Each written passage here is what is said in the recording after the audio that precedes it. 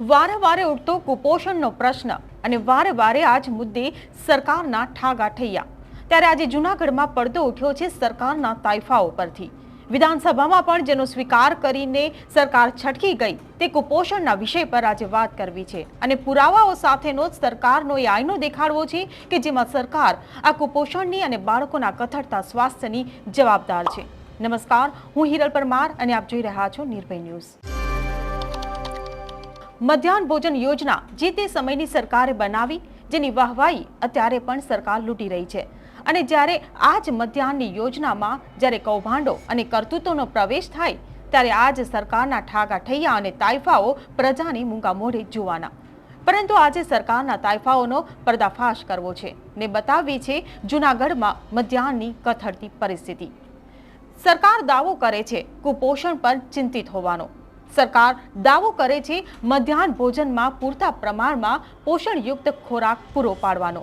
ત્યારે જૂનાગઢમાં આ મધ્યાહન ભોજન યોજનામાં અનાજનો જથ્થો અને ખોરાકની અન્ય સામગ્રીઓ આંગણવાડીઓમાં, મધ્યાહન ભોજન શાળાઓમાં અને શાળાઓમાં પૂરતા પ્રમાણમાં પહોંચાડવામાં સરકારના ગલ્લા તલ્લા જોવા મળી રહ્યા છે. જેને લઈને હવે જૂનાગઢ શહેર મધ્યાહન ભોજન કર્મચારી યુનિયને સરકાર સામે બાયો ચડાવી છે અને કેવી રીતે સરકાર જ કુપોષણના વધતા આંક માટે જવાબદાર છે તેનો પર્દાફાશ કર્યો છે. સ્ક્રીન પર તમે જોઈ રહ્યા છો કે જૂનાગઢ શહેર મધ્યાહન ભોજન કર્મચારી યુનિયને મુખ્યમંત્રીને ઉદ્દેશીને એક પત્ર લખ્યો છે, જેમાં મધ્યાહન ભોજન માટે ઘઉં, ચોખા, તેલ જેવી સામગ્રીઓ પહોંચાડાતી જ નથી, તો આખરે બાળકોને ભોજનમાં તેઓ ખવડાવે તો શું ખવડાવે તેવી પરિસ્થિતિ ઊભી થઈ છે. અને જે ખોરાકનો જથ્થો આવે છે તે બિનઆરોગ્યપ્રદ અને ગુણવત્તાસભર હોતો નથી. સાંભળો મધ્યાહન ભોજનના સંચાલકોની જુબાની. આજની અમારે જથ્થો પૂરો મળતો નથી અમને. આવું 3-4 મહિનાથી થઈ છે. દાળ તો 3 મહિના પહેલાં મળી નથી. આ મહિનો તો તેલ પણ આવ્યું નથી. અમારી ખરેખર એવી માંગણી કે જથ્થો પૂરો મળે. કેટલા સમયથી જથ્થો નથી મળતો? અમારે 3-4 મહિનાથી દાળ મળી જ નથી અમને. આ મહિનો દાળ પણ 50% જ દાળ મળી. એટલે પહેલાંથી આવું થાય છે. દાળ હોય તો ચણા ખરાબ આવે તો દાળ તો આવતી નથી. આ મહિનો તો તેલ પણ આવ્યું નથી. 4 મહિનાથી સાહેબ અમને દાળ મળેલ નથી. એ બાબતે અમે સાહેબને નિવેદન દેવા માટે આવ્યા હતા. અને આ મહિને તમને તેલ પણ નથી મળ્યું. તેલ ને દાળ વગર કંઈ પણ વાનગી બનાવવી મુશ્કેલ છે અને બાળકોને જમાડવા કઈ રીતે? તો જે તે રીતે અમે અમારા પૈસાથી લઈને પણ દાળ તો લઈને બનાવતા જ, પણ હવે આ મહિને તો તેલેય નથી. એ માટે અમે સાહેબશ્રીને આવેદન દેવા આવ્યા હતા કે બને ત્યાં સુધી અમને જથ્થો પૂરો આપે તો અમે બાળકોને સારી રીતે જમાડીશું. ત્યારે પૂરતો જથ્થો ન મળવાથી સંચાલકોને શું તકલીફ પડી રહી છે અને શું માંગ છે અને સરકાર પર તેઓ કેવા આક્ષેપ કરી રહ્યા છે તે પણ સાંભળો. ગવર્મેન્ટનું મેનુ ફિક્સ કરેલું છે કે આ વારે આ વસ્તુ બનાવી, એ મુજબનો અમને જથ્થો પ્રોપર મળતો જ નથી. આ સત્ર શરૂ થયું ત્યારથી 3 મહિના દાળ નથી મળી ને આ મહિનાના 15 દિવસ નીકળી ગયા તો હજી અમને તેલ નથી મળ્યું. તો તેલ વગર અમારે મેનુ કેવી રીતે ગવર્મેન્ટે ફિક્સ કરેલા બાળકોને પૂરક પોષણ મળે એવા મેનુ કેવી રીતે મેન્ટેન કરવા? અને એની વ્યવસ્થા તો અમારા નીતિ નિયમ એવા છે કે પદરના પૈસે અમે કેન્દ્ર ના ચલાવી શકીએ, તો અમારે શું કરવું? એટલે આચાર્યની ફંડમાંથી અમને લેવાની છૂટ હોય પણ એ મર્યાદિત પૈસા હોય, એમાંથી અમે મેન્ટેન એટલે 15 દિવસ નીકળી ગયા પછી તેલ વગર અમારે કેન્દ્ર કેવી રીતે ચલાવવા? મેઇન પ્રશ્ન આજનો અમારો એ જ છે. નેતાઓને અમે રજૂઆત કરવા માટે જ આજે તો અહીંયા ઓફિસે આવ્યા છીએ. આગળ પણ રજૂઆત કરવી છે. શું માંગ છે તમારી? અમારી માંગ એ જ છે કે અમને જે મેનુ છે, તમે નાસ્તો કીધો છે તો નાસ્તાની અમને મેનુ મળે, જથ્થો મળે તો નાસ્તો બને.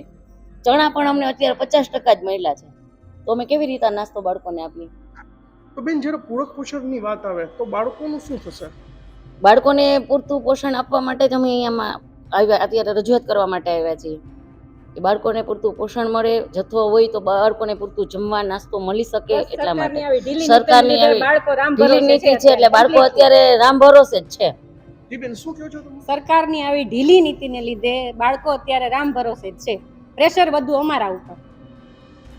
કુપોષણ દેશ માટે એક મોટો પડકાર બની ગયું છે. તાજેતરમાં જ વિધાનસભામાં પણ આ મુદ્દો ગુંજ્યો, જેમાં સરકારે ખુદ કબૂલ્યું હતું કે ગુજરાતમાં કુપોષણનું પ્રમાણ વધુ છે. વાઇબ્રન્ટ ગુજરાતમાં કુલ 5,28,653 બાળકો કુપોષણનો શિકાર બન્યાનો આંકડો સામે આવ્યો હતો, જેમાં સૌથી વધુ દાહોદ જિલ્લામાં 51,321 બાળકો કુપોષિત હતા, તો નવસારીમાં સૌથી ઓછા 1,548 કુપોષિત બાળકો નોંધાયા હતા. ત્યારે હવે જૂનાગઢમાં જ 7,778 બાળકો કુપોષિત હોવાના અને તેમાંથી 1,582 બાળકો તો અતિ કુપોષિત હોવાના આંકડાઓ પણ સામે આવ્યા છે. ત્યારે સરકારને એક જ સવાલ કે જે નેતાઓ, સાંસદ, ધારાસભ્ય, સરપંચ, મેયર, નગર સેવકો અને વિવિધ સંસ્થાઓને કુપોષિત બાળકોની તમે જવાબદારી સોંપી હતી તેનું શું થયું? તેઓ કામ નથી કરી રહ્યા કે તેમની આંખો કુપોષણના કારણોને જોવા નથી માંગતી? ખેર, એમને ભલે ન દેખાય, પરંતુ નિર્ભય ન્યૂઝ કુપોષણના બાળકો હોવાના કારણો અને જવાબદાર બંને તમને બતાવી રહ્યું છે. તો આશા રાખીએ કે સરકાર તમે આંખ અને કાન બંને પર પાટા નહીં બાંધો અને આ સમસ્યાનું નિવારણ લાવશો.